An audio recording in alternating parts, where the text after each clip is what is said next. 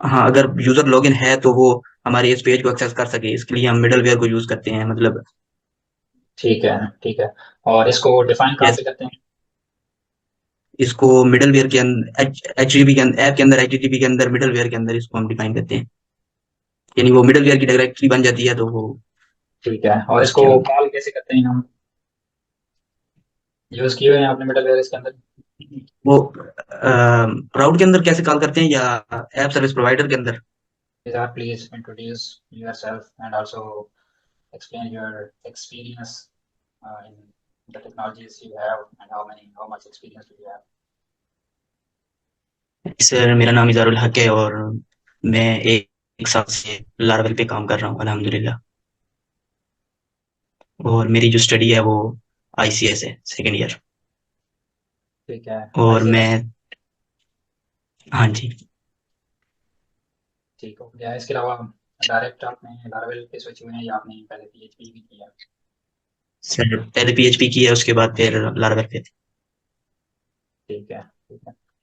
तो हम सबसे पहले पीएचपी से ही स्टार्ट करते हैं, क्योंकि आपको पता है कि लारावेल पीएचपी बेस्ड है, तो हम पहले पीएचपी से स्टार्ट करते हैं। जी सर। तो पीएचपी क्वेश्चंस में से सबसे पहला मेरा क्वेश्चन है, what is local variable versus global variable? जी सर। लोकल वेरिएबल और ग्लोबल वेरिएबल में क्या डिफरेंस है? लोकल वेरिएबल जो हम उसी क्लास में यूज कर सकते हैं, मतलब जो हमने क्लास बनाई है ना, ठीक है। उसमें हम उनको यूज कर सकते हैं। ग्लोबल वेरिएबल हम अपनी एप्लीकेशन में जितनी भी क्लासेस या मेथड डिफाइन करते हैं, हम उनमें उसको यूज कर सकते हैं, वेरिएबल को। ठीक है। और लोकल, लेट्स से एक आपके पास फंक्शन है, लेट्स से ऐड का फंक्शन है, और उसके अंदर आपने एक वेरिएबल डिक्लेयर किया, क्या आप उस फंक्शन के आउटसाइड उसको एक्सेस कर सकते हैं? सर, लोकल की? जी। आपने सर, उस मेंशन फंक्शन किया में। कि एक क्लास के अंदर आप लोकल को एक्सेस कर सकते हैं। तो एक हाँ क्लास, जी। उसी क्लास के अंदर एक मेथड है आपके पास ऐड का, उसके अंदर मैंने एक हाँ जी। बॉडी ब्रैकेट्स में एक वेरिएबल डिफाइन किया, तो क्या उसी क्लास के जी अंदर आउटसाइड ऑफ द फंक्शन वो एक्सेसिबल होगा? सर, उसी फंक्शन में वो जो हमने वेरिएबल असाइन किया होगा, वो उस फंक्शन में होगा सर। उससे बाहर? उससे बाहर नहीं होगा, अगर लोकल है तो। ठीक है। और ग्लोबल है तो वो एक्सेसिबल होगा। हाँ, वो हम यूज कर सकते हैं। ठीक हो गया। देन इसके इसके पीएचपी के अंदर हमारे पास एक्सेस मॉडिफायर्स हैं, पब्लिक है, प्रोटेक्टेड है जी। और प्राइवेट है। हाँ जी। इनके जी अंदर सर। डिफरेंस क्या है? एक्सेस, पब्लिक और प्रोटेक्ट। सबसे पहले पब्लिक। जो सर जी, जी। हाँ, पब्लिक, ये सर हम इनको ऊप ऊप मेथड कहते हैं, वही सर ना? जी। पब्लिक, प्रोटेक्ट और ये। जी हाँ, बिल्कुल। जो पब्लिक होता है ना, उसको हम मतलब पूरी जितनी भी हमारी एप्लीकेशन में जितने भी फंक्शन वगैरह होते हैं, उनमें हम उनको, जो हमारे पब्लिक मेथड होते हैं, उनको हम यूज कर सकते हैं। ठीक है। और जो हमारे पास एक्सेसर होता है, उसको हम मतलब जहाँ पे डिफाइन करते हैं, उसकी क्लासेस वगैरह और फंक्शन में हम उसको यूज कर सकते हैं, मतलब उसी फंक्शन और उस फंक्शन के बाहर उसको हम कॉल करा सकते हैं।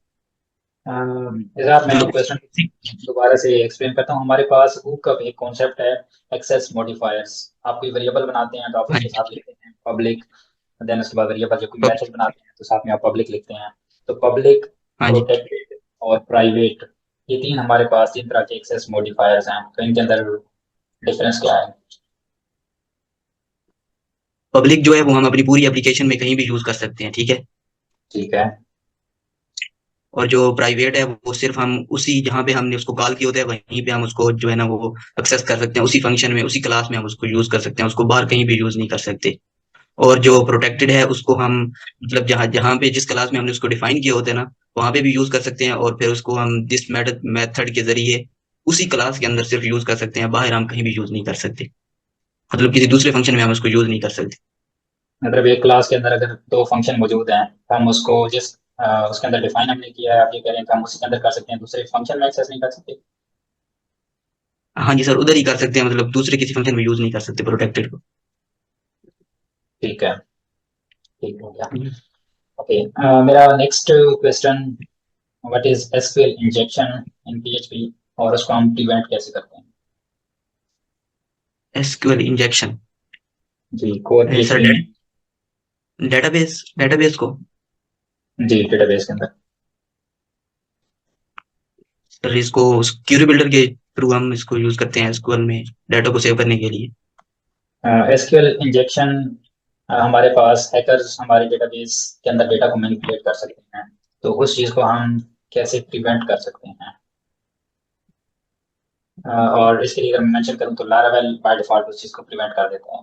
पर जो कोर पीएचपी की जो हमारा प्रोसीजरल मेथड है, उसके थ्रू हम किस तरह से एसक्यूएल इंजेक्शन कर सकते हैं? सॉरी सर आपने इसका नहीं।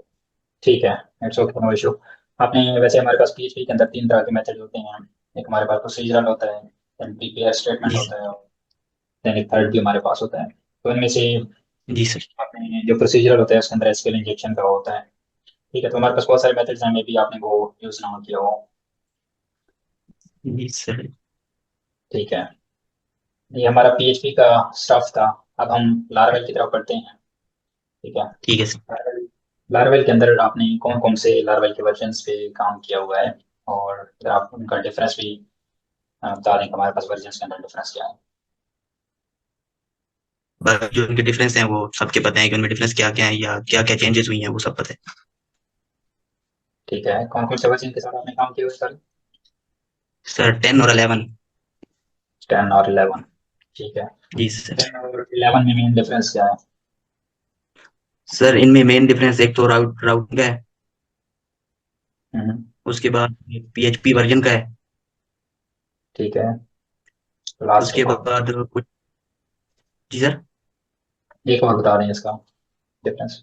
और हाँ जी इसका एक और जो है ना मेन वो Slim routing directory PHP. Structure. जी सर। हाँ और इनमें ना वो कुछ मेथड जो है ना वो लारावेल 11 में न्यू ऐड हुए हैं और 10 में वही पुराने हैं। और कुछ पुराने हम 11 में यूज कर सकते हैं लेकिन और कुछ यूज नहीं कर सकते। बिल्कुल ठीक है, गॉट इट। हाँ जी। Okay, my next question is what is difference between get method and resource method? हम मैं बेसिकली बात कर रहा हूँ राउट मेथड्स की। राउट्स के अंदर आप गेट मेथड यूज करते हैं, और देन रिसोर्स मेथड यूज करते हैं, तो इनके अंदर क्या डिफरेंस है? सर गेट मैथड जो होते हैं ना वो सिर्फ मतलब एक ही फंक्शन के लिए यूज होते हैं। यानी हमने अगर अपडेट करना है तो हम गेट मैथड एक ही यूज करेंगे। मतलब गेट के साथ हम सिर्फ एक ही अपडेट को यूज कर सकते हैं। उसको हम क्रिएट वगैरह अलग अलग उसके हम सारे राउट बनाएंगे। और जो हम्म, रिसोर्स होता है वो हमारे। जी सर। जी जी, श्योर, गो अहेड। जो रिसोर्स राउट होता है ना वो हमें ये फंक्शनैलिटी देता है कि हम मतलब एक ही लाइन में सारे जितने भी हमारे साथ पूरा करंट ऑपरेशन है ना वो हमारा एक ही राउट में डिफाइन हो जाता है। मतलब क्रिएट अपडेट डिलीट वगैरह वो सारा एक ही में हो जाता ठीक है, ठीक है, ठीक। ओके, आपने मिडलवेयर का यूज किया होगा लार्वेल के अंदर, तो उसकी एक है। जी सर एग्जांपल किया। दे सकते हैं कि हम मिडलवेयर को क्यों यूज करते हैं? जी सर हम मिडलवेयर को ऑथेंटिकेशन के लिए यूज करते हैं कि हमारा अगर यूजर लॉगिन है तो उसको ये एक्सेस मिलनी चाहिए। अगर वो यूजर अगर नहीं है तो उसको अनऑथराइज का वो एरर आ जाना चाहिए। जैसा कि हम अपने यूजर। जी सर। जी जी, गो अहेड। हाँ अगर यूजर लॉगिन है तो वो हमारे इस पेज को एक्सेस कर सके इसके लिए हम मिडलवेयर को यूज करते हैं। मतलब ठीक है, ठीक है। और इसको डिफाइन कहाँ पे जैसे करते हैं? इसको मिडलवेयर के अंदर एचटीटीपी के अंदर ऐप के अंदर एचटीटीपी के अंदर मिडलवेयर के अंदर इसको हम डिफाइन करते हैं। यानी वो मिडलवेयर की डायरेक्टरी बन जाती है तो वो ठीक है, और इसको उसके कॉल कैसे करते हैं हम? यूज किए हुए हैं आपने मिडलवेयर इसके अंदर? वो राउट के अंदर कैसे कॉल करते हैं या ऐप सर्विस प्रोवाइडर के अंदर। जी, राउट्स के अंदर आपने एक जी राउट्स राउट को के अंदर। प्रोटेक्ट करना है, तो उसको कैसे आप प्रोटेक्ट करेंगे? सर मिडलवेयर के साथ हम उसका नेम डिफाइन कर देते हैं इसलिए वो हमारा फिर वहां पे डिफाइन हो जाता है मतलब राउट के अंदर। ठीक है, गॉट इट। जी। मिसाल ये हमारे बेसिक्स क्वेश्चन से, अब हम थोड़ा सा प्रैक्टिकल क्वेश्चंस की तरफ बढ़ते हैं। तो मैं ठीक है थोड़ा सर। से सिनेरियोज आपको दूंगा, और उसके अंदर आपने उन चीज़ों को एक्सप्लेन करना है। ठीक है, कि उसका बेस्ट ठीक है। पॉसिबल आंसर कौन सा बनता है। जी सर। हमारे पास एक बुकिंग एप्लीकेशन है और उसका हमने एक जी। पेज बनाना है जिसमें ऑर्डर कंफर्मेशन होनी जी और सर। या पेमेंट कंफर्मेशन। तो उसके अंदर पेमेंट में सम टाइम डिस्काउंट पास होगा, सम टाइम पास नहीं होगा, और उसको हमने एज अ ठीक है। पैरामीटर सेट करना है। तो राउट हम उसके लिए कैसे बनाएंगे? सॉरी सर, एक बार और। जी, मैं प्रॉब्लम बता देता हूँ। हमारे पास एक पेमेंट का पेज है और उसके लिए हमने राउट पेमेंट का हमारे पास एक लॉजिक है, उसके लिए हमें राउट बनाना है कि हमारे पास जी सर। पेमेंट में सम टाइम डिस्काउंट होगा और सम टाइम नहीं होगा। तो जी हमने बेसिकली इसको ऑप्शनल बनाना है उसके पैरामीटर को कि सम टाइम डिस्काउंट पास होगा, सम टाइम नहीं होगा। तो उसके लिए हम कैसे राउट डिफाइन करेंगे? अगर मैं सिंपल वर्ड्स पूछूं तो राउट को ऑप्शनल पैरामीटर कैसे असाइन करते हैं? सर।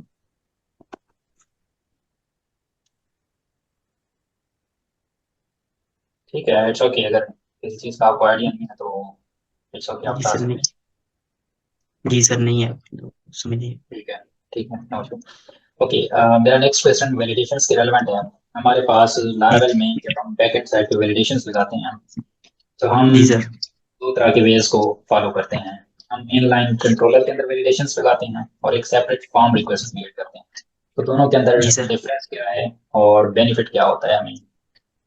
सर, जो हम कंट्रोलर के अंदर वैलिडेशन यूज करते हैं ना, वो हमें हर जगह पे मतलब हमने अपडेट करना है तो हमें वहां पे भी डिफाइन करना पड़ेगा। अगर हमें क्रिएट करना है तो वहां पे भी हमें उसको यूज करना पड़ेगा, मतलब खुद से टाइप करना पड़ेगा। और जी, अगर हम रिक्वेस्ट रिक्वेस्ट को यूज करते हैं, मतलब सेपरेट एक रिक्वेस्ट बनाते हैं, तो उसको हम अपने पूरे करंट मेथड में या पूरी एप्लीकेशन में कहीं भी हम उसको कॉल करवा सकते हैं। इससे हमें ये बेनिफिट हो जाता ठीक है, ओके, गुड। देन मेरा नेक्स्ट क्वेश्चन है एक्सेप्शंस के बारे में। कि लेट्स से आपकी एप्लीकेशन के अंदर एक्सेप्शन आ रही है और उसके अंदर आपको 500 लारावेल एरर थ्रो कर रहा है। तो आप उस स्पेसिफिक एक्सेप्शन को देखेंगे कैसे कि कौन सी एक्सेप्शन है जिसकी वजह से आपकी एप्लीकेशन ब्रेक हो रही है। तो उस एक्सेप्शन को कैसे फाइंड करेंगे आप? है। सर, हमारे पास एक वो मेथड होता है विद एक्सेप्शन कैच, और ट्राई और कैच के जरिए विद एक्सेप्शन के थ्रू हम उसको कर लेंगे, गेट कर लेंगे। ठीक है। अब लेट्स से आपके पास एरर, आपको पता नहीं है कि वो कहाँ पे एरर आ रहा है। एक तो कस्टम एक्सेप्शन होती है और एक system exception, application exception throw करती है। इसमें आपको जी आइडिया नहीं सर। है कि कहाँ से एक्सेप्शन आ रही है और वो जी एक्सेप्शन सर। आ रही है वो आपके पास प्रॉपरली विजिबल भी नहीं है। आपके पास जी लारावेल सर। जैसे ये रिटर्न कर रहा है कि 500 सर्वर एरर। तो उस एरर को हाँ आप जी सर। कैसे देखें? सर, इसका आइडिया नहीं है। ठीक है, मैं दोबारा से क्वेश्चन को थोड़ा सा डिफरेंट एंगल से आस्क करता हूँ। आपने ये यूज किया होगा लेकिन मे बी इस क्वेश्चन के पॉइंट ऑफ व्यू से आप उस चीज़ को पिक ना कर रहे हो, तो मैं दूसरे एंगल से पूछता हूँ। जैसे आपकी एप्लीकेशन है और उसके अंदर इश्यूज आ रहे हैं, तो हम क्या कर सकते हैं? डॉट ईएनवी के अंदर एक वेरिएबल होता है जिसको हम वहां से ट्रू कर देते हैं तो एक्सेप्शन शो करना शुरू कर देता है। वैसे भी जस्ट 500 का एरर करते हैं। जी जी सर, वो ऐप डिबग का होता है, उसको हम ट्रू कर देते हैं और वो फिर हमें सारी एक्सेप्शन बता देता है कि एरर कहाँ पे आ रहा है, किस टेबल में आ रहा है, या कौन सी क्यूरी नहीं चल रही, वो इस तरह फिर हमें। जी बिल्कुल, दैट्स माय मेन जी। क्वेश्चन। जी सर। ओके, मेरा नेक्स्ट क्वेश्चन डेटाबेस से रेलेवेंट है। कि लेट्स से आपके पास डेटाबेस के अंदर आपने क्यूरी एग्जीक्यूट की लेकिन क्यूरी काफ़ी ज़्यादा स्लो चल रही है, तो उसको आप किस तरह से ऑप्टिमाइज कर सकते हैं? सर, हम उसको ईगर लोडिंग के थ्रू मतलब उसको हम ऑप्टिमाइज कर सकते हैं।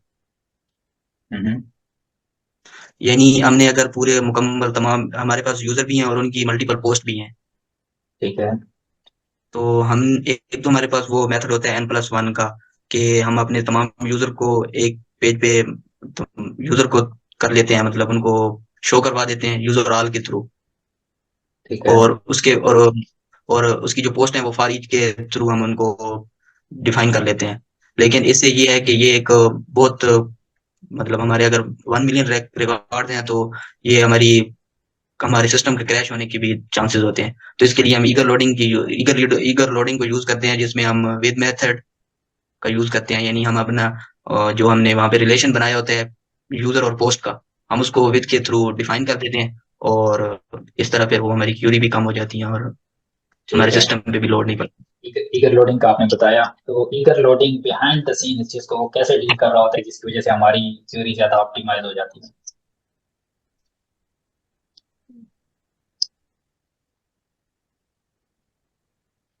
सर ये हमारे जो रिकॉर्ड्स हैं ना, रिकॉर्ड्स हैं, इनको मतलब मल्टीपल पार्ट्स में डिवाइड कर देते हैं हमें।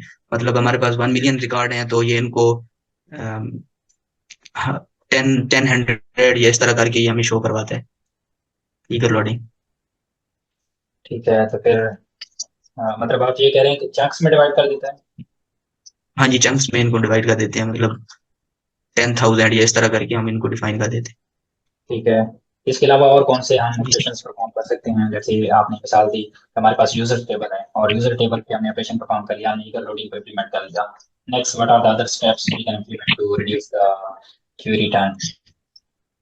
जी सर, हम एक सेलेक्ट मेथड भी यूज कर सकते हैं कि हमारे पास अगर टेबल के अंदर बहुत सारे मतलब हैं रिकॉर्ड, यानी टाइटल हो गया, डिस्क्रिप्शन हो गई, प्राइस वगैरह और ये हो गया, तो हम इसमें हमें जो भी उनमें से टेबल में से जो रिकॉर्ड चाहिए, हम सिर्फ ऐसे वक्त सेलेक्ट मेथड को यूज करके उन्हीं सिर्फ फेच कर सकते हैं। ठीक है। और उसके बाद हमारे पास दो मेथड और होते हैं, कर्सर कर्सर मेथड और lazy method. Okay. Okay, got it. जी सर। अब मैं एक और आपको सिनेरियो देता हूँ कि लेट्स से आपके पास एक बुकिंग एप्लीकेशन है और उसमें बुकिंग्स स्टोर्ड हैं। बुकिंग्स जी के सर। हमारे पास डिफरेंट स्टेटस हैं। इन प्रोग्रेस है, पॉज्ड है, देन उसके अलावा कंप्लीटेड स्टेटस है। अब जी आपके सर। पास 100 बुकिंग्स पड़ी हुई हैं और उन बुकिंग्स के डिफरेंट स्टेटस हैं। तो आपने जस्ट इन प्रोग्रेस और पॉज्ड बुकिंग जिनके स्टेटस हैं वो वाली बुकिंग्स फाइंड करनी है, तो आप कैसे करेंगे? सर वेयर मेथड के थ्रू। ठीक है, लेकिन आपके पास दो कंडीशन है इस टाइम पे। पेंडिंग भी आपने उठानी है, और अगर आपके पास दूसरी होगी तो वो भी आपने उठानी है, पॉज वाली।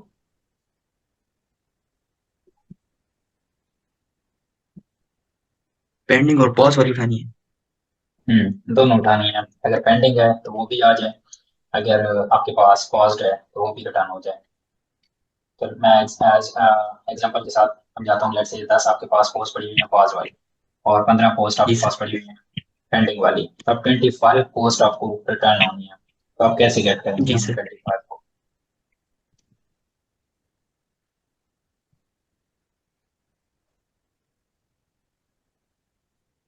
आपने जैसा सर ये मेंशन वेयर में। वेयर कंडीशन से करेंगे, लेकिन वेयर से कैसे करेंगे? वेयर स्टेटस एंड देन आगे स्टेटस आप एक मेंशन कर सकते हैं, तो दो कैसे यूज करेंगे, उनको कैसे रिट्रीव करेंगे? सर ये एक हमारे पास वो होती है क्यूरी वेयर की, हम्म। इसमें हम मल्टीपल वेयर को डिफाइन कर सकते हैं, वो यूज करके फंक्शन होता है ना क्यूरी का, उसमें हम मल्टीपल इसको वेयर को यूज कर सकते हैं। मतलब क्लोजर पास करके और क्वेरी से वैसे कॉल कर हम्म। वैसे। जी सर। ठीक है, और उसको यूज किया है कभी आपने, क्वेरी को जी एज सर। A parameter? जी सर किया है। ठीक है।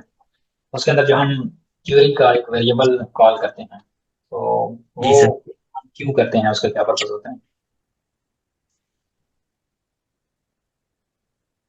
हमने वेयर कंडीशन लगाई और वेयर की फंक्शन के पैरेंथेसिस के अंदर हम एक वेरिएबल को वहाँ पे कॉल कर वहाँ पे हम डिफाइन करते हैं और then उसको इस क्वेरी में कॉल कर रहे होते हैं, तो उसका क्या पर्पज होता जी सर। इसका नहीं पता। है?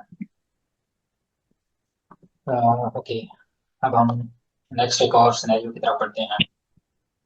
जी सर।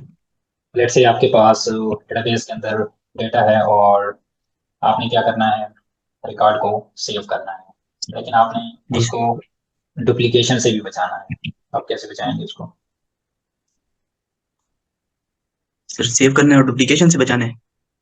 लेट्स से एक बुकिंग आपके पास, एक यूजर ने बुकिंग की और वही बुकिंग यूजर ऑलरेडी कर चुका है, लेकिन वो दूसरी बार आता है, तो आप किस तरह से उसको प्रिवेंट करेंगे कि आपकी बुकिंग ऑलरेडी हो चुकी है?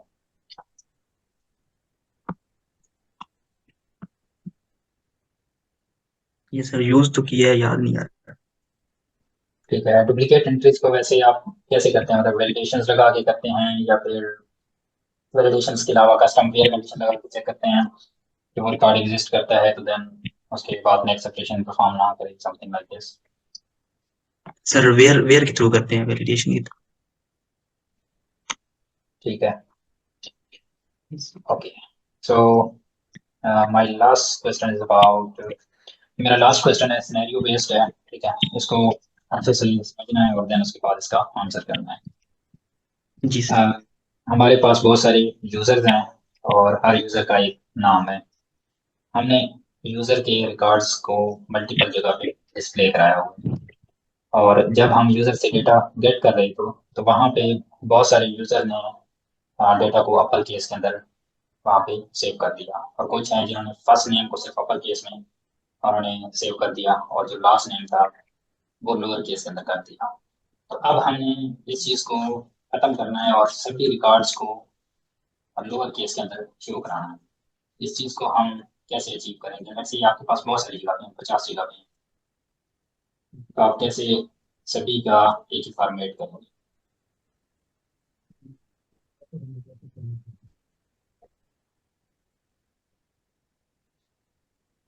जिस तरह से हमारे पास str टू लोअर एक मेथड होता है, वो क्या करता है, जो भी उसके पास स्ट्रिंग आती है उसको लोअर केस में कन्वर्ट कर देता है, राइट? यूज किया हुआ है आपने?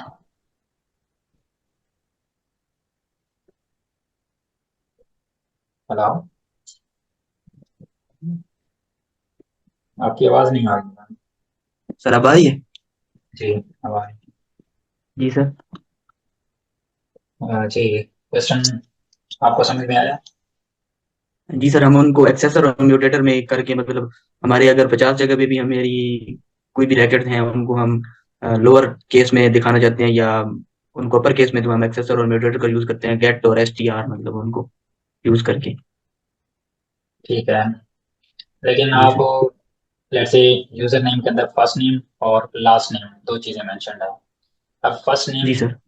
आपने फुल प्रिपरेशन परफॉर्म कर दिया, आप लेट्स से फर्स्ट नेम को आपने लोअर में कराना था, लेकिन जो लास्ट नेम था इसका फर्स्ट लेटर आपने कैपिटल करना था, इस चीज को कैसे अचीव करेंगे?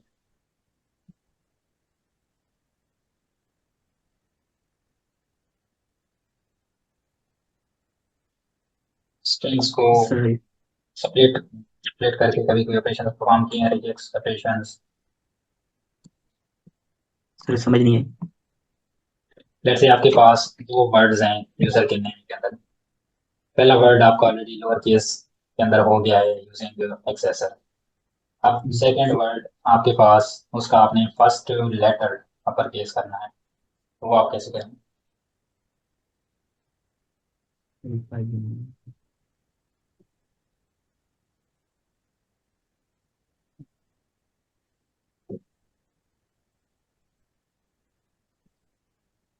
रिजेक्ट फंक्शन यूज किए हैं? रिजेक्ट फंक्शन, इसमें हम किसी भी चीज के कोई वेरिएशन रूल सेट कर सकते हैं या उसको चेंज कर सकते हैं, या कोई और PHP की ऑपरेशन आपने perform किया उसमें? No sir. ठीक है, ठीक है। ये जितने भी मैंने क्वेश्चंस आस्क किए हैं ये प्रैक्टिकल थे, और इसके अंदर ये काफ़ी डिफरेंटली ये आपसे आस्क किए हैं, तो थोड़ा सा समझने लेवल पे भी है, बाकी आपको आइडिया है काफ़ी सारी चीज़ों का। अब मैं कुछ टिपिकल क्वेश्चन आपसे करता हूँ। जी sir. My first question is how you will roll back a specific migration. आपके पास 5 माइग्रेशन है, लेकिन आपने एक स्पेसिफिक माइग्रेशन को रोल बैक करना है, कैसे करें? जी सर, हम उसको पीएचपी आर्टिसन माइग्रेट रिक्वेस्ट और फ्लैग पास करके पाथ, और फिर हम उसका पूरा पाथ डिफाइन करेंगे डेटाबेस माइग्रेशन, और उसके आगे फिर हम उसका पूरा मार्क कर देंगे तो वो स्पेसिफिक कर गुड, देंगे। Good. What is difference between event and listener?